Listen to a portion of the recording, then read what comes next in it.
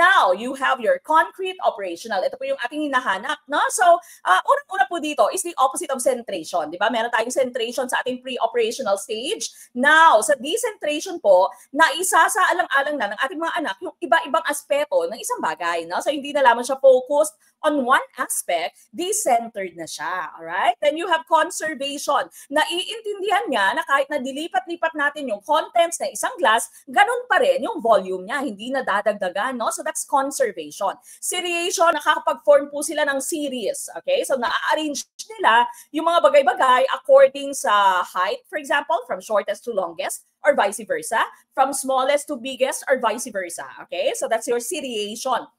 Meron din pong tinatawag na classification dyan. Nakakapag-grupo-grupo na sila ng mga bagay-bagay according sa different traits or characteristics sa mga objects natin. Concrete logic. Okay, more or less, meron na po silang logical reasoning, pero nangangailangan pa din sila ng concrete objects. Kaya po kung inyo napapansin, sa mga elementary grades na ating mga bata, na ating mga anak, meron pong drawing yung kanilang mga libro. Hindi pa po nila po pwedeng mag-gets, no? Hindi mabilis mag-gets kapag wala pong drawing yung mga aklat nila. Okay? Kasi concrete logic meron pa yung mga anak natin during the third stage. And finally, for your formal operational, meron na po silang hypothetical thinking and abstraction. Okay? Mas malawak, mas matayog na po yung kanilang reasoning.